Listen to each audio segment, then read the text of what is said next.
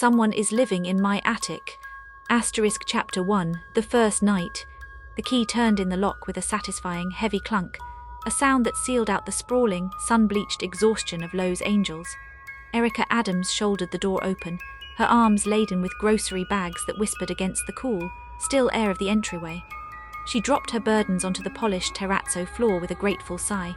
The day's tensions, the gridlocked commute on the 101, the tense, hushed conversations at the office, beginning to leach away into the quiet of the house.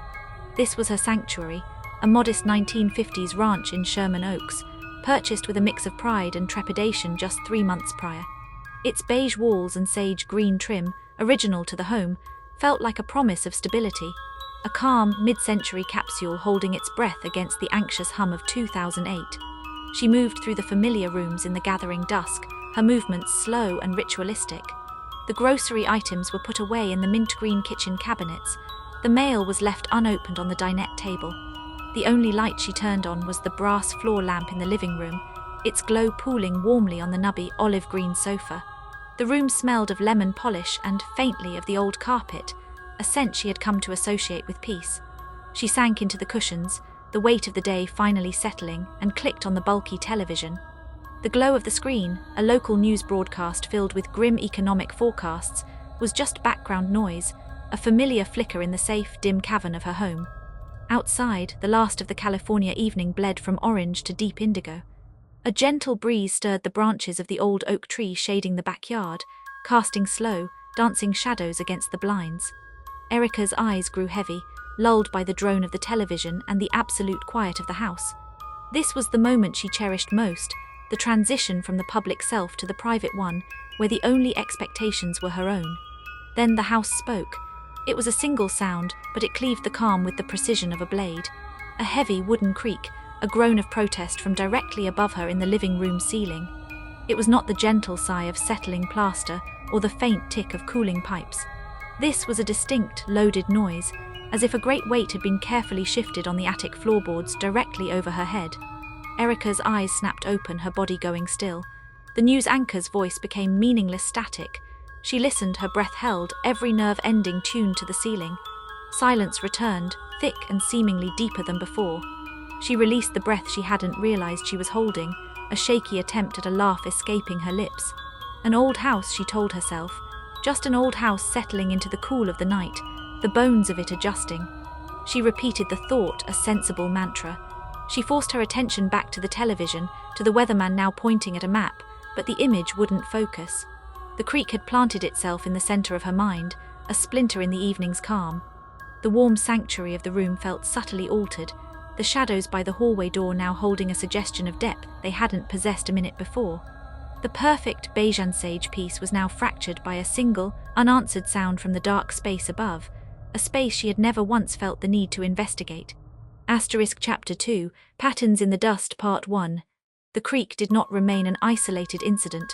It became a herald, a nightly punctuation to the settling dark. Over the next week, Erica's evenings developed a tense new rhythm. She would try to lose herself in the television's glow, but her attention was always a frayed wire, strung taut toward the ceiling. The noises varied, another deep groan 2 nights later, a faint, skittering rustle the night after that, like a dried leaf blown across plywood. Each sound was a stone dropped into the still pond of her sanctuary, the ripples of anxiety lasting long into the night, making her bedroom feel vast and exposed. By the 4th night, rationality warred with a deepening, instinctual dread. Armed with a heavy flashlight, its cold metal a poor comfort, she stood in the hallway and stared up at the ceiling. The pull-down attic access was a simple, white-painted panel set into the hallway's plaster, nearly invisible unless you knew to look for the small, finger-sized notch in its seam. She aimed the beam of light directly at it.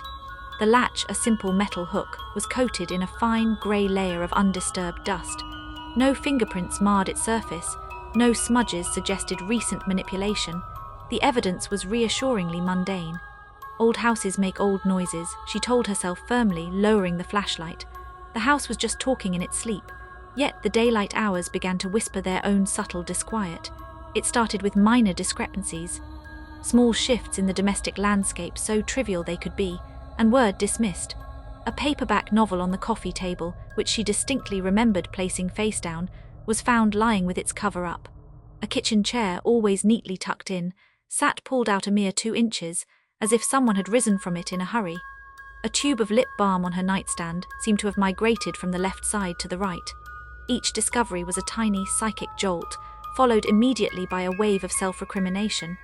She was tired, stressed from work, her mind playing tricks. The economic unease permeating the news was making her paranoid in her own home. She was misremembering, that was all, but the cumulative effect was a slow erosion of certainty.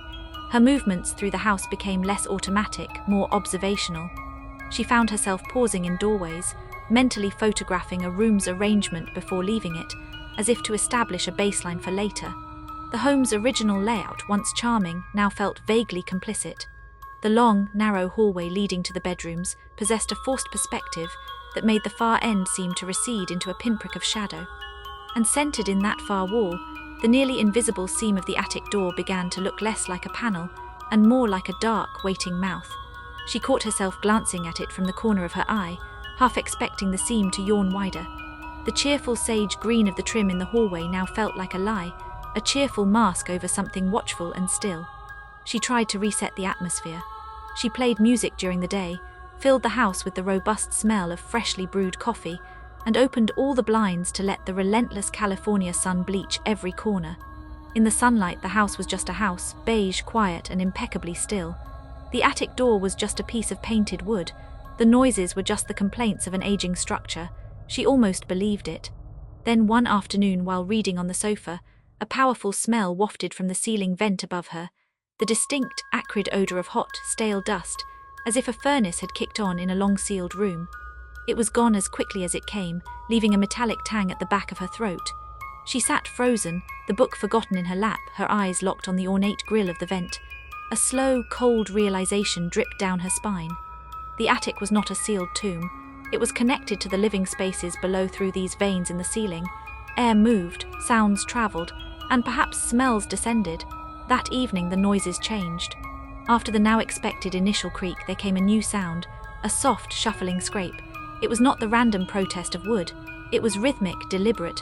2 slow drags, a pause, then 2 more, the sound of footsteps. Not the brisk, confident steps of a person with purpose, but the hesitant, scraping gait of someone moving cautiously in utter darkness, or of something that did not wish to be heard. Erica lay in bed, her body rigid as a plank, the blankets pulled to her chin. The chiaroscuro shadows of her room, cast by the streetlight filtering through the blinds, seemed to pulse with a slow, malevolent life. Every familiar shape, the armoire, the chair, the heap of her clothes on the dresser, morphed in the half-light into something crouched and patient. The shuffling above ceased, leaving a silence so profound it roared in her ears. In that moment, the layer of dust on the attic latch meant nothing. The rational explanations crumbled to powder. Something was in her attic, and it was moving. Chapter 2. Patterns in the Dust, Part 2. The smell of hot dust lingered in Erica's memory like a stain, more concrete than any fleeting sound. It haunted her through the next morning, a gritty phantom in her nostrils as she moved through the sunlit rooms. The cheerful, invasive brightness of the California day felt like a taunt, highlighting the ordinariness she could no longer trust. She found herself standing again in the hallway, her back to the front door, studying the wall near the attic access. The beige paint was smooth, unremarkable, but then, just below the seam of the ceiling, her eyes caught a faint, greasy smudge. It was no larger than a thumbprint, a shadow of grime that seemed to have been transferred from a dirty hand bracing against the wall. She was certain it had not been there during her flashlight inspection days before. The dust on the latch could remain undisturbed if someone knew how to avoid it, but a wall could tell a different story. This was a mark of presence, of physical contact. Her sanctuary had been touched. The isolation of the house, once its greatest virtue, now pressed in on her with a physical weight. She retrieved her old flip phone from her purse, its clamshell design a relic in a sleek world.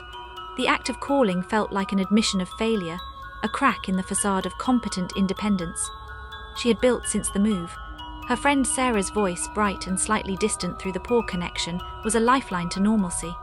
Erica paced the sage green kitchen, the cord of the wall phone stretched taut, and spoke of work, of the unrelenting heat, of nothing at all important.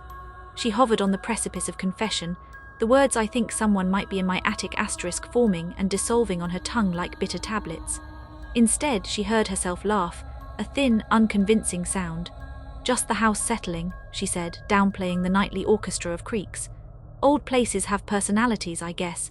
She painted a picture of minor, humorous annoyance, not the creeping terror that kept her awake staring at the ceiling. To speak it aloud would make it real in a way, the sounds and smells were not. It would invite questions, demands for action, the violation of her private fear by practical outside forces. She ended the call with promises to meet for coffee soon, the hollow cheer of her own voice echoing in the silent house after she hung up. The smudge on the wall seemed to darken. Nightfall was a sentence. She performed her evening rituals with a new heightened awareness, locking the front door, checking the back, then checking again. The television's glow was no longer a comfort, but a focal point she clung to, a tiny island of manufactured reality in a sea of listening. The first creak came right on schedule, a deep wooden sigh from above the living room. She tensed, waiting. The second sound was not a creak, it was a soft, distinct thump as of a weight settling. Then came the footsteps. They were unmistakable now, not the random pops of contracting lumber, but the slow, shuffling cadence of movement. A step, a slight drag, a pause, another step. They traversed the length of the attic from the front of the house toward the back, above her bedroom. The pace was deliberate, patient, utterly unlike the frantic scuttling of an animal. This was the sound of 2 feet, of something bipedal and weary, pacing the confines of its hidden cell. Erica extinguished all lights and moved to her bedroom, her heart a frantic bird against her ribs. She lay down in the dark, every muscle rigid, the blanket a thin, useless shield. The shuffling footsteps ceased directly overhead. A silence followed, deeper and more terrible than any sound. It was the silence of listening, of held breath on both sides of the plaster ceiling. The streetlight outside her window sliced through the blinds, painting stark bars of light and shadow across her room. In this chiaroscuro prison, every shadow felt alive, quivering with potential. The mound of her discarded clothes on the chair became a hunched observer, the pattern of the curtains resolved into a gaunt, watching face. Her own breath sounded deafening. She imagined a slow, cinematic dolly shot moving toward her in the bed, emphasizing her absolute stillness, her wide, unblinking eyes fixed on the ceiling. The camera would capture the fine sheen of sweat on her temple, the desperate clench of her jaw, the way her fingers whitened around the edge of the blanket. She was a specimen pinned to the mattress, waiting for the next sign of movement from the world above. The boundary between her space and the other had dissolved entirely. The attic was no longer just a storage space.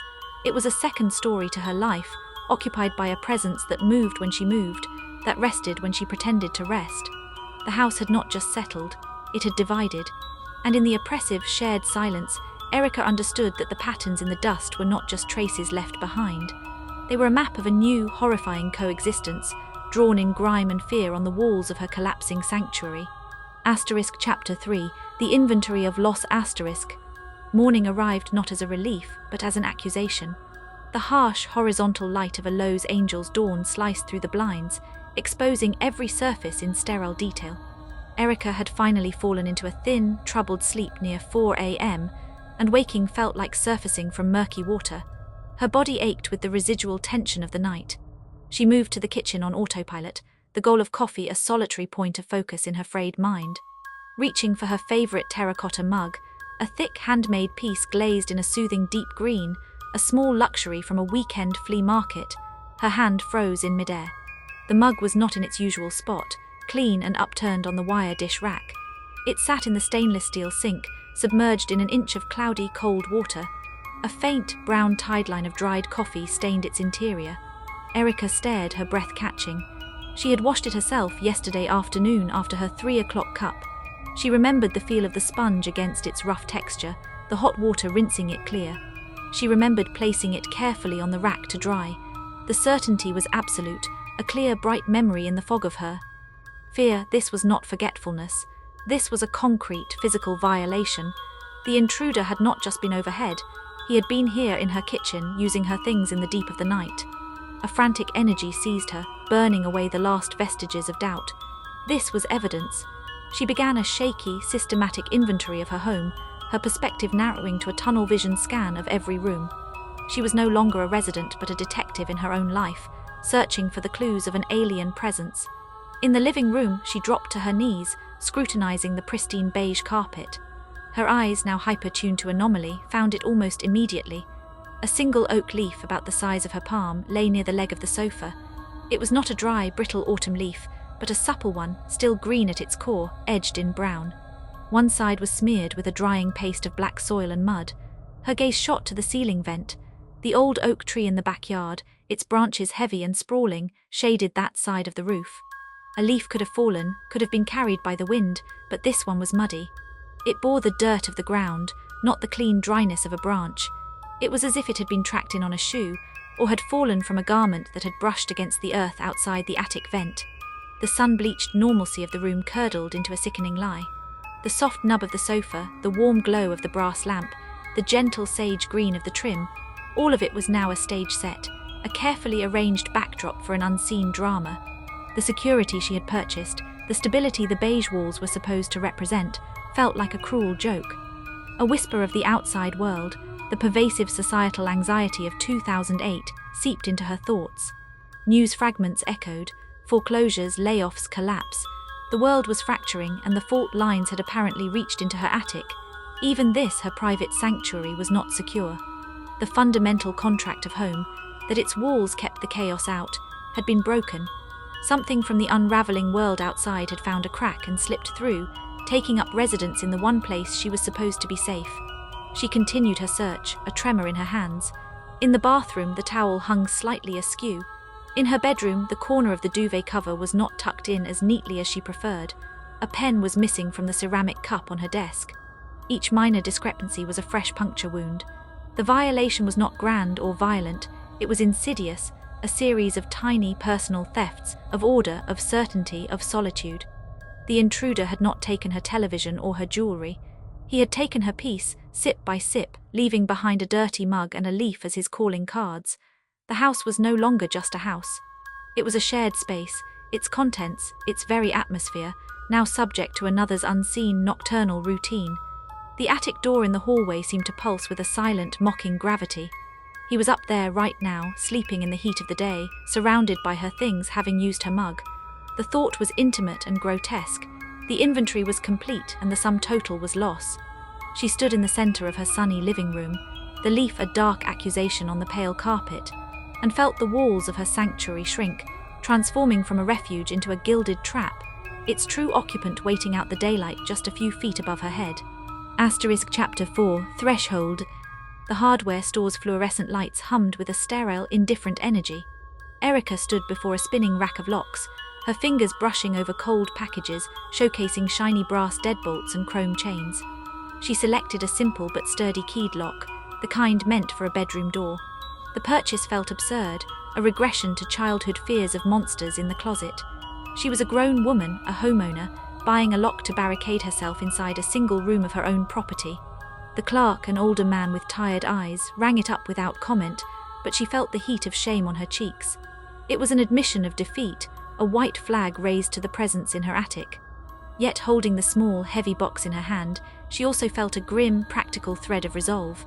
The lock was a line, however pathetic, a threshold she could control. Back home, the familiar rooms seemed to watch her, holding their breath. She avoided looking at the hallway ceiling. Installing the lock was a brief, furious act of defiance.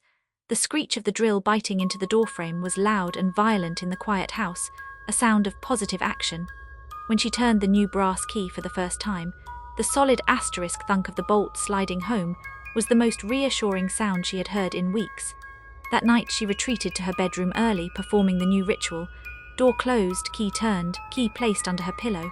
The lock was a psychological barrier as much as a physical. One, it created the illusion of a smaller, defensible sanctuary within the violated whole. She lay in bed, listening to the absolute silence of the locked room, and tried to convince herself she was safe. Seeking normalcy, she dragged the bulky CRT television from the living room into her bedroom, its weight a familiar anchor. The coaxial cable snaked across the hall like an umbilical cord to the mundane world. She turned it on, letting the glow and chatter of a primetime sitcom fill the small space. For 22 minutes at a time, it almost worked. She could lose herself in the canned laughter and bright, simple conflicts. But then the commercial break would arrive, the volume would drop, and the silence would rush in, not a mere absence of sound, but an oppressive, listening silence. Her ears would strain, tuning past the distant jingles for used car dealerships and personal injury lawyers, seeking the scrape or shuffle from above. Every break was an intermission of dread, the laugh track from the show becoming a hollow, mocking echo in the tense quiet. The television, once a comfort, was now just a timer measuring the gaps between her fear. That night the sounds did not start with a creak. They began with a new, meticulously detailed noise that cut through the haze of her fractured attention. It was a rhythmic, scraping drag, slow and deliberate. SHHH thump. SHHH thump. The sound design was hyperreal, unmistakable in its texture. It was the sound of something moderately heavy, with a rough, porous underside, being pulled methodically across the attic's unfinished plywood floor. Not pushed but dragged, with a slight catch and release on the warped boards. Each SHHH was the friction of movement. Each thump was the object settling before the next pull. It travelled from the far end of the attic toward the centre, a slow, purposeful pilgrimage directly over her head. The lock on her door felt suddenly irrelevant, a toy. This sound was not random house settling. It was activity, occupation. A surge of something hot and reckless flooded her veins, burning away the paralysis. It was not courage, but a terrified fury, a final, desperate need to know. The speculation, the listening, the pathetic barricade, it was all a form of torture. Better to see the monster than to endlessly imagine its movements. She threw off the covers. The key felt cold as she retrieved it from under her pillow. The bolt retracted with a soft, metallic click that sounded deafening. She moved into the hallway, her bare feet silent on the cool floor. The attic door loomed. Her hand was steady as she reached for the hooked pole in the hall closet. She fitted the hook into the familiar notch. This act, the simple pull to release the ladder, felt monumental, a point of no return. The shot would be a slow, relentless push-in on her face, then on the door itself, emphasizing the tension in her jaw, the dilation of her pupils, the absolute focus of her terror. She pulled, the latch released with a dry snick. Then came the groan, a deep wooden protest from long unused hinges as the folding ladder began its slow, shuddering descent. The sound was immense in the silent hallway. A cloud of dust erupted from the widening seam, countless motes of decades-old silt thrown into violent animation, caught and glittering in the hallway's light like a galaxy of tiny, suspended stars. The ladder unfolded itself with a series of clicks and creaks, each one a hammer blow in the quiet, until its feet settled with a final, definitive thud on the terrazzo floor. The opening above was a perfect black rectangle, a void cut into the ceiling. A wave of hot, dead air rolled out, carrying the ancient, sweet-sour smell of insulation, old wood, and something else, something faintly organic, like stale breath and dry sweat. The rhythmic scraping had stopped the moment the latch released. The silence from the attic now was total, watchful, and far more terrifying than any sound. Erica stood at the foot of the ladder, the dust settling around her like a benediction of filth, staring up into the impenetrable dark. The threshold was open, the line was crossed, all that remained was to climb. Chapter 5, The Other Side of the Ceiling, Part 1. The ladder's rungs were cold and gritty under her bare feet, each step upward a surrender to gravity and dread. The hot, stale air that poured from the black rectangle thickened with every inch she ascended, wrapping around her like a soiled blanket. It carried the sweet, fungal scent of decaying wood pulp from the insulation bats, the sharp tang of old dust, and beneath it all, a faint, feral musk that made the back of her throat tighten. Her flashlight beam, a trembling circle of white, pierced the gloom ahead of her, seeming to push against the darkness rather than illuminate it. She breached the plane of the ceiling, and the world transformed. Heat enveloped her, an oppressive, dry weight that was shocking after the conditioned air below. It was the trapped heat of 100 San Fernando Valley summers, stored in the shingles and radiating from the rafters. She pulled herself fully onto a rough plywood platform, the grit of decades biting into her palms. Rising to a crouch, her head brushed a thicket of cobwebs that clung with the persistence of gauze. She swatted them away with a shudder, the beam of her light swinging wildly, and then she trained it forward. The attic was a cathedral of neglect. Volumetric shafts of hazy, amber light cut through the darkness from the louvered vents at each gable end, illuminating swirling galaxies of dust motes that drifted with a lazy, hypnotic slowness. Her flashlight beam carved a tunnel through this suspended silt, revealing a labyrinthine landscape. To her left and right, between the sturdy, rough-sawn roof trusses, lay the rolling, silver-grey hills of fiberglass insulation, laid like dirty snow over the ceiling joists. Beyond them, in the deeper shadows, the silhouettes of forgotten domestic archaeology loomed. Stacked cardboard boxes swollen with damp, a dressmaker's dummy missing an arm, a tangle of chrome kitchen chairs, the skeletal frame of a baby's crib disassembled and leaning against a brick chimney breast. The textures were hyperreal, agonizingly detailed under the stark light. Glittering dust coated every surface like a fine grey frost. Splintered wood on an old crate flared white and fibrous. A shard of broken mirror, propped against a beam, reflected her flashlight in a single, blinding star. The silence was a physical presence, a dense cottony quiet broken only by the frantic thrum of her own pulse in her ears and the distant, muffled hum of the city through the vents. She listened for the scrape, the shuffle, the breath of the other. Nothing. Cautiously, she stepped off the platform onto a joist, the wood firm beneath her foot. She moved the beam across the floor near the opening. The dust here was a uniform, velvety grey, undisturbed for years. But as she scanned toward the far corner of the house to the space above her own bedroom, the pattern changed. A narrow path had been worn through the dust, a clean trail of exposed plywood about the width of a human body. It wound with purpose between the mounds of insulation and stacks of boxes, a ghostly footpath leading into the deepest recesses of the attic. Her mouth went dry. She followed the path with her light, her breath coming in short, shallow gasps that seemed too loud. The trail led past a water heater squatting in a nest of pipes, past a cluster of suitcases with peeling floral stickers, and ended in the farthest, darkest corner.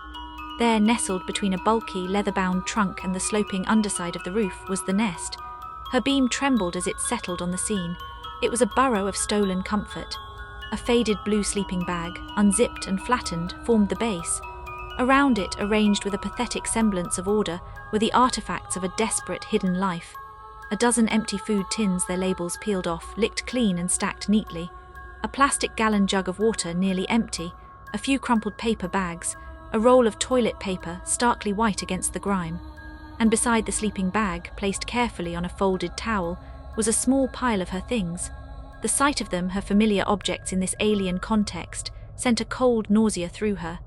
Her favourite cashmere sweater, a heather grey she'd been missing for weeks, was folded into a small square. Her high-powered LED flashlight, the one she kept in a kitchen drawer for power outages, lay beside it, its casing smudged with fingerprints. And there, placed with almost ceremonial care atop the sweater, was the small terracotta saucer that matched the mug from her sink. Its deep green glaze gleamed dully in the light. This was no random hoard. It was a collection, a curation of small comforts taken from the world below. The violation was intimate, profound. This person had not just invaded her space. They had studied her life, selected items that offered warmth, light, utility, and a perverse sense of domesticity. They had built a home within her home, a secret parasitic twin to her own sanctuary below. The heat, the dust, the overwhelming silence condensed into a single, crushing truth. She was not alone. The evidence of coexistence was laid bare before her, a still life of utter alienation. Her beam remained fixed on the saucer, its familiar curve the most horrifying thing in the room, a symbol of her own life repurposed for a stranger's survival in the dark. Chapter 5, The Other Side of the Ceiling Part 2. The beam of light, a physical extension of her trembling hand, moved from the saucer to trace the perimeter of the nest. It climbed the slope of the leather trunk, over the hump of a rolled-up carpet, and into the deepest pocket of shadow in the corner, where the roof met the top of the exterior wall. There the light caught the edge of something that was not an object. It was fabric, dark and matted, draped over a hunched form. The beam froze, then jerked upward as if of its own volition, illuminating a face. Erica's breath vanished. Her body locked, every muscle seizing in a primal circuit of shock. Huddled against the junction of two rough, tar-papered walls was a man. He was curled into himself, knees drawn to his chest, arms wrapped around his shins. He appeared to be in his 30s, but hardship had carved decades into his features. His face was gaunt, the skin stretched taut over sharp cheekbones and a prominent jaw, smeared with a patina of grime and old sweat. A scraggly, unkempt beard did little to hide the hollows beneath his eyes. His hair was a dark, greasy tangle. He wore layers of filthy clothing, a stained thermal shirt under a torn plaid jacket too heavy for the attic's oven-like heat. He was utterly still, but his eyes were wide open, reflecting her flashlight beam in 2 points of liquid animal brightness. He had been watching her. He had seen the light probe his nest, had seen her discover his pathetic treasures. Now they saw each other. For a span of heartbeats that felt infinite, there was only the silent, electric stare across the 10 feet of dusty plywood that separated them. The profound, gut-churning violation that had propelled her up the ladder, the theft of her safety, her privacy, her very peace, curdled in her chest, transforming into something else, something shocking and complex. This was not a monster. There were no claws, no fangs, no malevolent grin. This was a person, a desperate, broken, terrified person. The fear in his wide, unblinking eyes was not predatory. It was a mirror of her own, a raw, naked terror of being discovered, of confrontation, of an end to whatever fragile, hidden existence he had carved out above her life.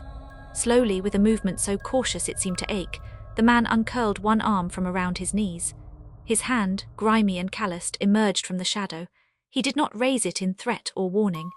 He lifted it palm out, fingers slightly spread in a gesture of pure, silent supplication. It was the universal signal for asterisk stop asterisk, for asterisk please asterisk, for asterisk don't hurt me asterisk. The gesture was infinitely vulnerable. It spoke of exhaustion, of surrender, of a hope so thin it was barely a thread. He held it there, suspended in the dusty air between them, his eyes never leaving hers. The sickly amber glow from the distant vent washed over the scene, blending with the stark white of her flashlight to create a surreal, painterly tableau.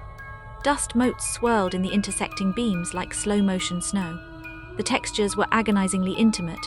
The frayed cuff of his jacket, the dry crack of his lips, the desperate plea in his sunken eyes. The attic's oppressive heat seemed to concentrate in this corner, pressing down on both of them. The sounds of the world below, the faint, tinny laugh track from her bedroom television, the distant growl of a lawnmower, were muffled into irrelevance.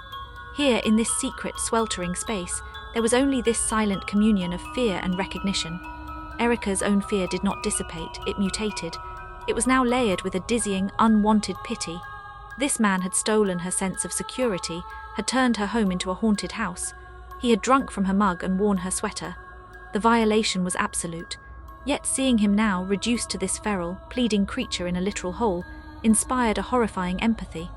What chain of failures, what desperate series of collapses in the crumbling world of 2008 had led him here to hiding in the attic of a stranger? Was he a victim of the foreclosure signs she passed on her street? A casualty of the layoffs that filled the news? His presence was an atrocity against her, but his existence was a testament to a wider, systemic ruin. The monster was just a man. The haunting was just homelessness of the most intimate, terrifying kind. The camera would hold on this shared stare, the composition balanced between them. On one side, Erica, crouched on the joist, her knuckles white around the flashlight, her face a mask of stunned paralysis where terror and compassion warred. On the other, the man, pressed into the corner like a wounded animal, his pleading hand a bridge between their worlds. The attic's bare bulb, dangling by its wire from a central rafter, cast its sickly, amber glow over the nest of tins and stolen goods, making the terracotta saucer gleam like a sacred relic in a squalid shrine. No words passed. None were needed. The truth was in the air, thick as the dust and hotter than the stilled heat. A line had been crossed, not just from the hallway into the attic, but from abstract fear into concrete, complicated reality. The thing in her ceiling had a face, a hand, and eyes full of a mirror-image dread. And in that silent, charged moment, everything changed. Chapter 6, an unspoken arrangement. Dawn in the sage-green kitchen was a quiet, grey-blue affair. The first pale light seeped through the window over the sink, softening the edges of the cabinets and the chrome of the faucet. Erica sat at the dinette table, her hands wrapped around a mug of tea she did not drink. The steam curled upward, a fragile ghost in the still air. On the floor beside her chair lay 2 granola bars, still in their wrappers, and a sealed bottle of water. They were placed neatly, side by side, at the very foot of the folded attic ladder. This was the third morning, a ritual now established in the wake of the silent, staring confrontation in the heat and dust. After she had climbed down, her legs weak, her mind reeling, she had pushed the ladder back into its ceiling slot with a finality that felt like sealing a tomb. But it was not a tomb. It was a shared wall. She had not